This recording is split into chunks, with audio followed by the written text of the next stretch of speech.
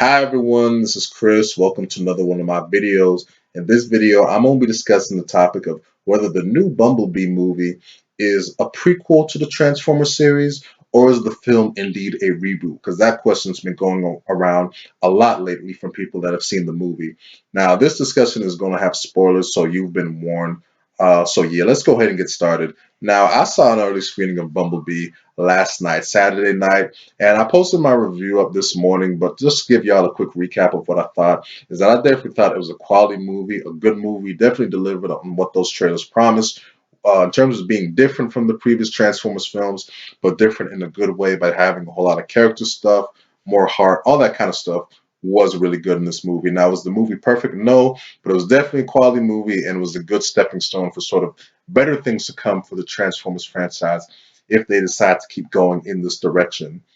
But going into the movie, I think the thing I didn't want to be spoiled about was about whether this film was going to have elements that made it sort of a reboot of the series. I sort of wanted to see that for myself because the initial trailer, the first trailer we got for this movie, definitely made it seem like it was going to be a direct prequel. But then as we got more trailers, especially that trailer that we first saw that showed that Cybertron stuff, I was like, well, this seems like it could be a reboot because of these designs that they're going with. It sort of lacks that visual continuity with the films to come after, timeline wise. But coming out of the movie, I gotta say that the film ended up what I thought it was going to be, and that was it was a mixture of both. There were elements that make this definitely a prequel, and elements that make this that it could be a reboot of the series if they want to go in that direction. So let's start off by talking about the major elements that made this a prequel to the Transformers films, and that was Bumblebee himself. Bumblebee, his character in this movie, is definitely in line with how he was in the Transformers films to come afterwards. They do a really good job of setting up all the things that he's known for. You get to see how he lost his voice in that battle with Blitzwing.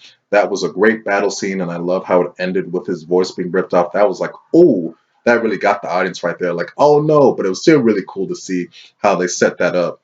We see how he learns to talk through the radio, that scene where he's sort of sampling stuff and learning how to use music and movies to say what he's feeling. That scene with Charlie, that was great stuff. But then obviously the most direct setup is sort of that ending bit where he's seeing that 1970s Camaro, scans it, and then he goes off after he says goodbye to Charlie. That was really cool when that 70s Camaro popped up because it was like, oh, that was a direct tie into Transformers 1. And the whole audience applauded at that scene just because it brought back good memories of Transformers 1 and how it sort of set things in motion for things to come after this movie. So the elements about Bumblebee's character himself and the fact that this movie focuses on Bumblebee, obviously, and his character is so in line with how he was in those Transformers films is definitely an element that makes this a prequel and a strong element that makes you say, okay, this is definitely in line with those Transformers films to come afterwards. And another element that was a major factor where I was like, well, this is really in line with the Transformers films to come afterwards is the absence of Megatron.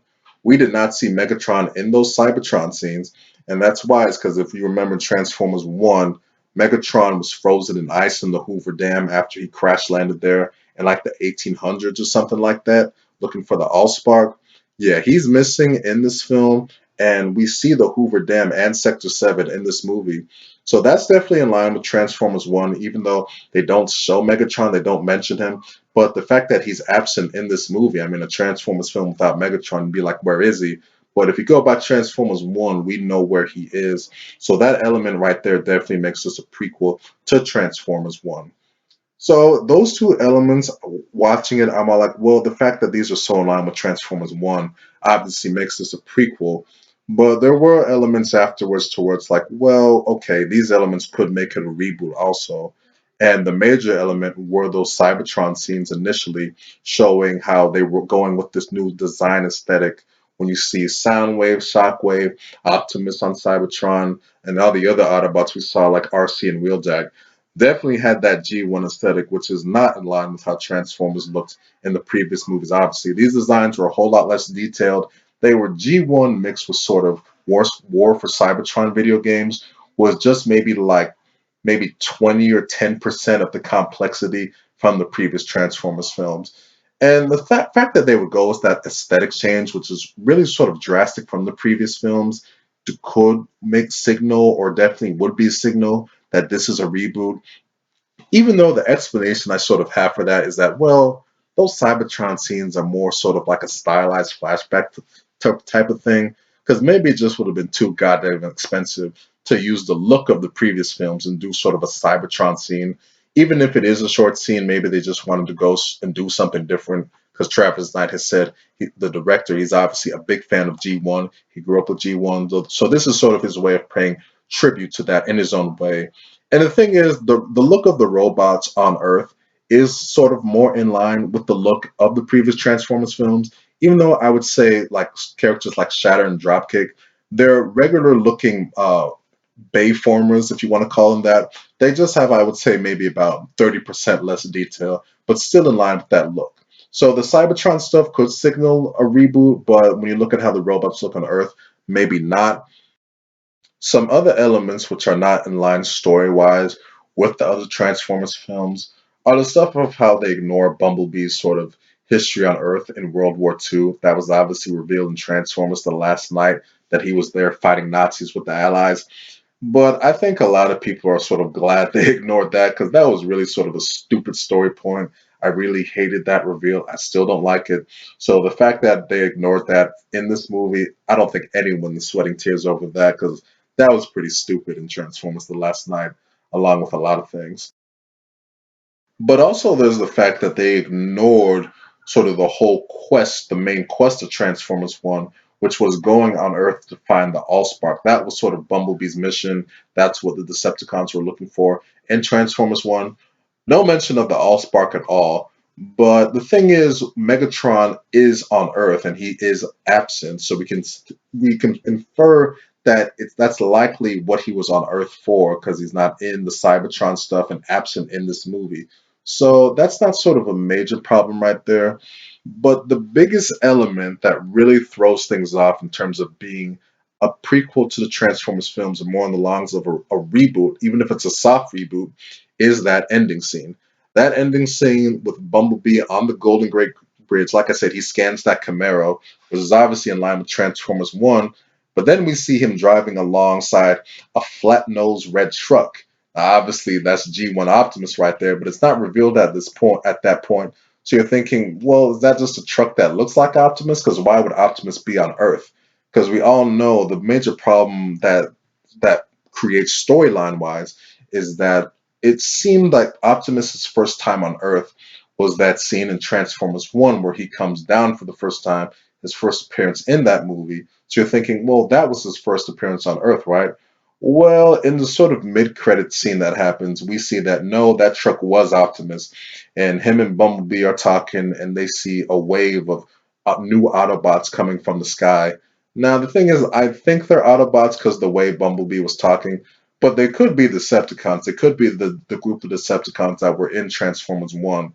But either way, Optimus being on Earth is a major element that makes you say, whoa. So is this going to be a reboot of the series? Because it always seemed like Optimus' first time on Earth was his first appearance in Transformers 1. Now, the reason why this could go either way in terms of prequel or reboot is because that scene that happens is still about 20 years before Transformers 1 ever happens. So there's still a whole lot of room in that timeline to where you can write things like another adventure, but it could still make sense. And you could write in stuff where it's like the Allspark, the Decepticons, all that kind of stuff, more times Transformers 1, to where it could still be in line with Transformers 1. So, with all that in mind, I have to say that in terms of whether this film is more of a prequel or a reboot, I would say it's more of a prequel, because the elements that are in this movie that you could say make it a reboot, there is still room, like with that Optimus Prime stuff, to where there's enough room in that time period to where you could just write, there's a whole adventure that could be written and it could still be in line with Transformers 1. Now, of course, there is room to go the opposite direction where you just completely ignore all the stuff from Transformers 1 through 5 and sort of do your own adventures, your whole new continuity. But the thing is, the question I would have is, if you're doing a reboot of the series, why would you keep so much of the stuff from the previous Transformers films, like Bumblebee, like sort of the setup with Megatron being absent. Why wouldn't you just do a whole new reboot, if you know what I mean? So I think the fact that they tie in things so much with those elements, I would say this is more of a prequel. So in terms of a percentage of whether this is prequel or reboot, I would say this is 70% prequel and 30% reboot. Because 30% comes from the fact that there is room to sort of do their own thing if they want to. And there's enough different elements in this movie to make it a reboot. But I definitely think this is more of a prequel just because the fact that Bumblebee himself is so in line with how he was in Transformers 1 through 5, with his personality, the traits that he sets up. Definitely more along the lines of a prequel, in my opinion. But obviously, people have their own opinions also. Leave your comments and tell me what you think if you've seen the movie, and I will see y'all around with another video.